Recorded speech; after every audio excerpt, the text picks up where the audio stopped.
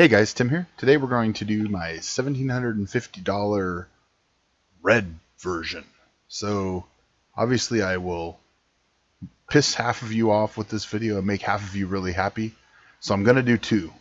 We're going to do the Intel slash Nvidia one for all you fanboys, and the one that I would actually buy, which is this one because it's more cost efficient for the performance you get. But that said, here we go. So we're going to start off with a Corsair 550D. Now, I've been a little disappointed with their production quality lately, but this one is still, in my mind, pretty good on the production value. The door hinges could be a little better, but the idea of this build is to do a silent or as silent as possible build. So keep that in mind. We want it to do gaming, we want it to be able to do editing, and we want it to be as quiet as possible. So for streaming, because I don't know, you guys can probably hear right now the machine next to me. You can probably pick up the sound from that machine. So I'm going to work on building a new streaming machine at some point. However, let's go to the next part, which is the Corsair AX860. So this is not the i version because it's like $80 cheaper. But this is basically the newer version of the power supply that I run in my main rig, and I love it. It's been rock solid for over 2 years, and it is super quiet. And that, again, where we're headed with this, also fully modular, which is what I really like.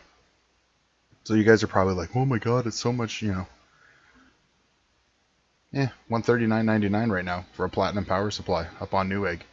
Pretty damn nice. And this should tip you off as to what our processor is going to be. We're going with a Asus Crosshair 5 Formula Z. This is an AM3 Plus motherboard with an awesome feature set. If you're doing 990FX chipsets, this is the board I prefer. I know some of you will say, like, oh my god, MSI, but guys, I really don't like MSI boards. I'm sorry.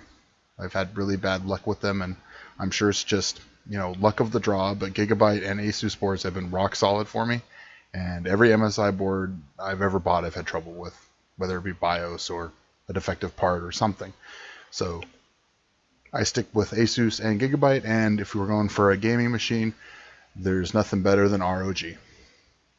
And of course, that brings us to the AMD FX 8350. Right. 8350, can't beat this part. You don't need to go up to the higher end parts. They're just power hogs, and you really don't get any return on the investment or the noise that you're going to generate because you're trying to cool a 200 watt TDP chip. So this is a 4 gigahertz part. It overclocks really well, and it's a 125 watt TDP. So, and $179 with free shipping if you have Prime. So enough said. The Noctua NHD14 monster. This thing's huge. It should fit in this case. I did check that.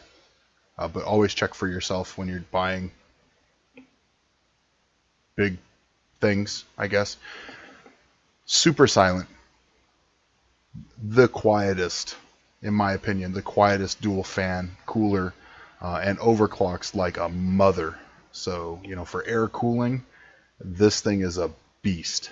So that brings us on to the RAM. So we're going to go with 16 gigs of ADATA, 2x8 gigabyte chips, DDR3 2400. So I know a lot of you are like, oh my god, that's overkill for a system. What I'm going to say is, sure, it is. But if you're building a $1,700 system, why would you skimp on RAM, which is one of the main pieces of your system that determines whether it's sluggish or not? I don't know either. I wouldn't. You shouldn't either. So get good RAM, get enough of it, especially because a lot of people are YouTubing these days. A lot of people are streaming, and the more RAM you have to be able to cache things, the better stuff's going to run. So I know a lot of you are like, oh my god, 16 gigs, nobody needs that. I say, everybody needs it. Prove to me that you don't. If you're my mother, you don't need 16 gigs of RAM. Anybody that's playing games, just spend the extra like 30 or 40 bucks and get the 16 gigs. Because the other thing is, if you go to upgrade it later, you're going to pay double the price. So just buy it now. And like I said, $1,700 gaming PC. Just spend the money. Because what are you going to save? 30 bucks? Get 8 gigs less? Stupid. Brings us on to the SSD. That's right. It's an ADATA 900 series SSD. Some people have been saying they've had luck with these, but I've been having really good luck with them, and for the price, they're the best thing on the market at this price for a 250 gig drive. Now, if you want to spend $30 more, you can go ahead and get the Samsung Evo series 256. Yeah, it's up to you. If you want, like I said, I've had good luck with these drives. Some people haven't. I don't know. For $130 for a 256 gig drive, though, it's pretty damn good. Mass storage, I'm going with a 1 terabyte. You could bump this up to a 2 or 4 terabyte if you wanted to, but Western Digital Black, I tend to put my games on this disk, and that's about it. So it depends on what you want to use it for, what size you need. But I have I have a backup storage on my computer, and I have a NAS, so I don't need bulk storage for things, and a terabyte tends to be enough for me for any games I want. Anything that I want to be accelerated, that I know has a lot of cut screens, or games that I'm currently playing. So like say you just bought Titanfall. What I do is I tend to install Titanfall to the SSD.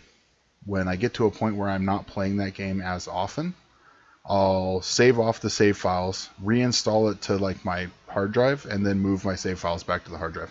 And that way you're always playing, the games you're most currently playing are on the SSD, and the games that you might play once in a while are on your hard drive. And that way, if you pay some loading time on games you play once or twice a month, who cares? If you're playing it every night, put it on the SSD and then just watch your space, right? Obviously, Titanfall is like 80 gajillion gigs big, so keep that in mind. And now for the part that everybody's going to scream about. We're going Asus R9 290X DC2OC 4 gigabytes. That's right, mother effers, because this is the best card, in my opinion, on the market right now, especially now that Mt. Gox has gone under, and it seems like all the Bitcoin miners have stopped buying them. So they've come back down almost to MSRP, and this is Newegg $5.99 or Amazon $5.99 with free shipping from both. So why this card? One, because I wanted to stay under the $1,700, and I didn't want to sacrifice parts on other pieces, because this is $100 or more cheaper than the 780 Ti. Now, it is a little bit more expensive than the 780. However, if you're doing editing or you're doing streaming, the 4 gigs on the card, I get it's only a gig more. 4 gigs on the card is going to matter. The other thing is, with OpenCL and OpenGL becoming a lot bigger, I feel like the AMD parts are geared better in that arena than the NVIDIA parts. Now that said, when I do the $1,750, we'll call it the green build, it's going to have a 780 Ti. But you're going to see, to hit that price point, you're going to have to make serious sacrifices on the other parts to be able to get a card that I feel like is only a little bit better than this Asus. I mean, that's the other thing, right? I mean, it's the Asus DC2 overclocked for $5.99. This is a badass card.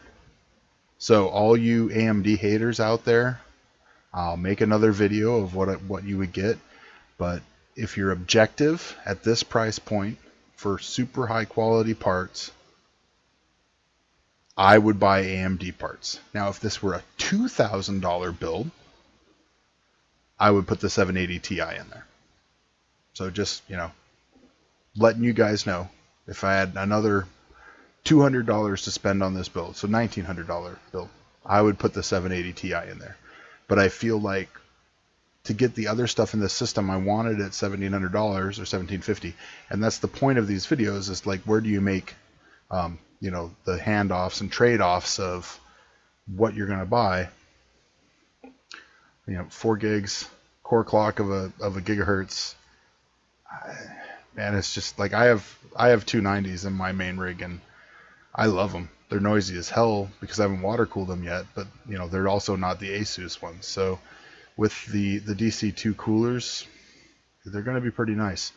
And then I could have come in under $1,700, but honestly, on a rig that's this expensive, I really do feel like, at least still right now, that you would benefit from putting a Blu-ray player in them, because you may or may not want to watch DVDs on this, right? I mean, if you have it like in your bedroom and you want to like loop an HDMI cable over to a TV or something, you know, you have that option to play Blu-rays, and obviously the 290 is going to be more than beastly enough to do Blu-ray decoding. So, and it's only $40, and it's a DVD writer, so not a Blu-ray writer, but a DVD writer. So that's the build, guys. It comes in, and we'll scroll down here and show you. It comes in at $1,738.79. Ooh. But go ahead and pick this apart. I know every NVIDIA and Intel fanboy will have some opinion on this, but like I said, remember, I'm going to do the video from the other direction as well, and then you guys can see where I make the sacrifices, because I can tell you right now, to get a processor that's as good as the 8350, you're not going to do it for under $250 from an Intel. So all of a sudden, you know, right off the get-go, we have $80 to make up somewhere. And in my mind, that's going to cost you in the RAM. It's going to cost you in maybe not having an SSD. It's going to cost you in the motherboard for sure. So, because, you know, we have to make up money somewhere too for the video card that's going to be $200 or $150 more expensive. So this is Tim for Timmy Tech TV, guys. Keep watching. Just hit 10,000 subscribers, so thank you all very much, and we'll see you next time.